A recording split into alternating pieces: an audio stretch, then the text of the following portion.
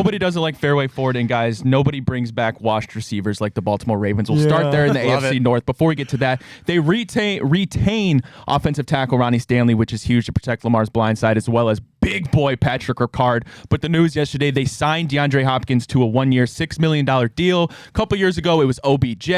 Then it was just last year, Deontay Johnson.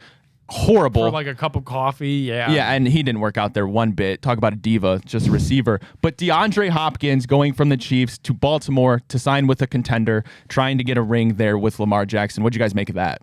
I haven't yet ruled out the fact that DeAndre Hopkins might not be washed. I think like he's been in a couple weird fits. Even when he was with Tennessee, like he put up numbers. It was just the Titans were so bad that it didn't really mean anything.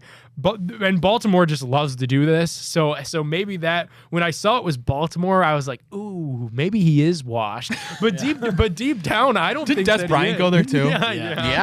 Yeah, but deep down, I don't want to believe that he is. Like deep down, I think there's a real receiver still in there somewhere, and obviously not the same guy that he was with Houston, but a guy that could put up a couple 100 yards and 10 touchdowns. I mean, I think Ravens fans would sign up for that right now. Man, I think Steve Smith also did a very late career stint there, as in terms of washed guys. I guess it's just what they do. Max, is this scary at all?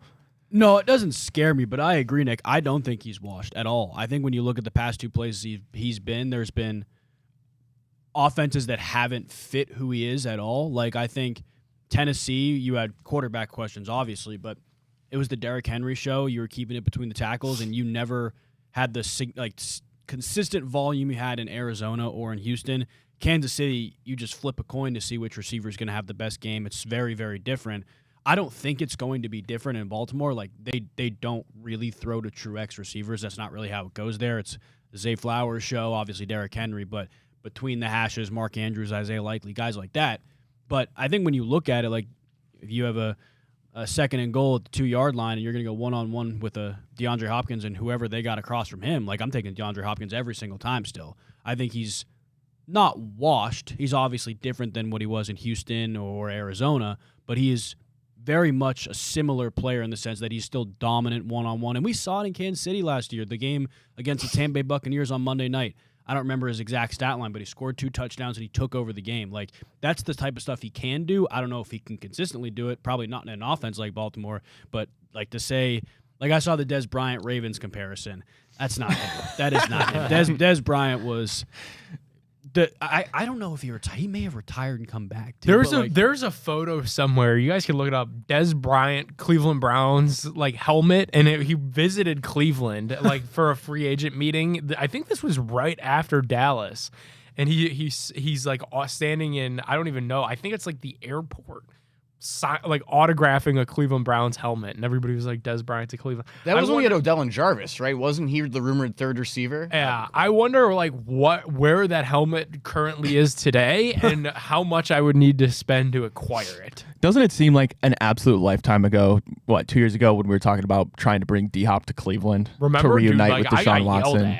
Yeah, you did get yelled at. People did not like that take. People did not like that at all. Well, I was getting big yelled at because Jordan Schultz was telling us on Big Play Cleveland, this could happen. The Browns are calling. Deshaun Watson has an influence on what's going on. Obviously, this was when we all still had hope for Deshaun Watson. But yeah, I got big time yelled at for pounding the table for that one. Well, Max, you mentioned DeAndre Hopkins when he was in Tennessee. He's now back with Derrick Henry, in fact, but now in a Baltimore Ravens uniform, going to the Steelers. They signed linebacker Malik Harrison to a 2-year, $10 million deal. But the big news, not for agency, but the trade a couple days ago for DK Metcalf. They then extended him to a 5-year, $150 million deal.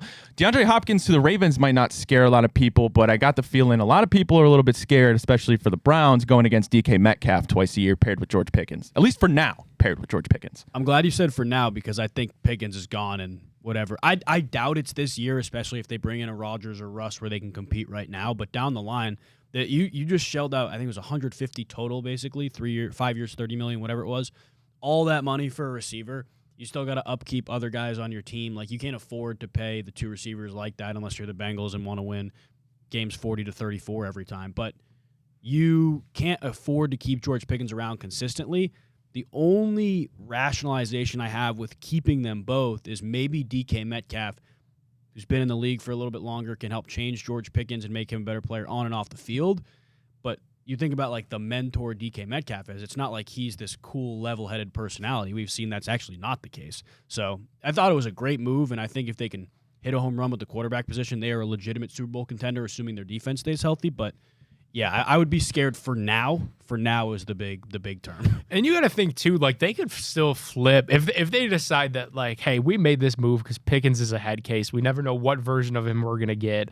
DK Metcalf's really our guy that we just gave over $100 million to. Like they could still flip George Pickens. Somewhere will take him, despite all of the memes and fist fights that he gets into. Like someone will still take George Pickens. So. The Steelers could come out and if we know anything about how they do business, will come out just all right from that because they just find a way to win all these little moves. Well, the question is now who's going to throw the ball to George Pickens and DK Metcalf? I mentioned the quarterback position. Aaron Rodgers, it seems maybe less likely now. Max, you're kind of out on Pittsburgh thinking they're not going to get Aaron Rodgers. I don't know. It's so weird because they are like, if you would have asked me this time yesterday, I would have said, yeah, absolutely Pittsburgh. Then the Giants signed Javon Holland. Great signing. Very good signing. I'm a fan. They actually basically traded Xavier McKinney for him in a compensatory third-round pick, I believe. So, I saw all the comparisons paying Javon Holland and not paying Xavier McKinney. It worked out in that sense. Didn't work out with Saquon Barkley, obviously. But the Giants made good moves, and people are kind of more talking positively about the Giants, and maybe that's influencing Aaron Rodgers, but the reality is it's Malik Neighbors. It's the fact that the receiver core is back. Offensive line when healthy was actually pretty good last year. I think Aaron Rodgers just sees what there is in New York. I still think he's more likely to go to Pittsburgh because for him, you got a year or two left. If you want to go win, you're going to go there. And it's not like you're signing up to mentor J.J. McCarthy or for a fact that the Giants are going to take a quarterback or the Browns are going to take a quarterback that you have to mentor. No, he's just going to go there to win. I do think there's a scenario I tweeted out yesterday. We talked about it very briefly before. Maybe Aaron Rodgers is driving the price up for the Pittsburgh Steelers, saying like, I don't know. I kind of like the Giants. I really want to go to the Giants. They got some good options too. Maybe he's driving the price up using that. Maybe Pittsburgh is like, all right, this is stupid. Let's just sign Russ. We don't know what the deal is with Aaron Rodgers. They bring Russ in, then Aaron Rodgers is faced with the hard reality. Oh, do I really want to go to the Giants? I do think there's a world he retires if that happens. Yeah, I agree with Jeopardy. That. Yeah, go ahead and go host Jeopardy. Yeah. No. I refuse to let Aaron Rodgers ruin the greatest show of all time. I'm not going from Alex Trebek to Ken Jennings to Aaron Rodgers. I refuse to let it happen. I'll stand with Brian. I'll do whatever I have to do to make that not happen. I'll stand with Brian. As a lifelong Jeopardy fan, I'll stand with Brian on that. It can't happen. Yeah, I think Rodgers to Pittsburgh, I've said kind of all along, was the one that made the most sense. I think the one thing that maybe could piss him off is I really just have this recurring nightmare that the Steelers are going to draft Jackson Dart. They're at the, in the 20s at the back end of the first round. That might make him mad. I think that would be perfect for Pittsburgh, though. Like, you get Aaron Rodgers so you could win now. Jackson Dart's only, 21, I think. So, like, who better to learn from than Rodgers? Maybe not off the field, but certainly on it, especially with the big arm. And there's some comparisons to be made there. So I'm going to keep saying Pittsburgh is the team that makes the most sense. I feel like I was one of the first people on it, and I'm going to keep it going. Well, 3.5 hours from Cleveland, the Cincinnati Bengals reuniting with some players and making some moves. They bring back B.J. Hill, D-tackle, a 3-year, $33 billion deal, as well as running back Samaje Perine to a 2-year deal. They signed D-tackle T.J. Slayton to a 2-year deal, as well as linebacker Oren Burks to a 2-year deal from the Eagles. I thought that was a good signing. They need to make moves because they're likely losing Trey Hendrickson. What are they going to do with T. Higgins? What are they going to do with Jamar Chase? I can't believe you haven't paid the man yet. The price goes up and up. He posted on his Instagram story, know your worth and then add tax. Okay, you just saw the deal Myles Garrett got. Well, Jamar Chase wants to be the highest non-paid quarterback in NFL history, and he's got the case to do it. I don't know what the Bengals are going to do, but they got a lot of moves to make. And if Trey Hendrickson goes to the Chiefs, guys, Cincinnati Bengals fans are going to have a conniption. I feel like Duke Tobin just goes into a coma for a couple of weeks when free agency starts, and he might have or maybe he overslept an alarm. One up. Oh, what's going on? What I miss? Oh shit! Time to get going. Yeah, no. Samaje Perine. I know that guy. Yeah. You. I remember you. You were here. You were. I saw you hug Mahomes or something like that on the sidelines. Yeah. Come back now. Duke is cooking. I am so fascinated by them just delaying the inevitable. They're gonna pay at least one of the receivers. I still think they're gonna pay both.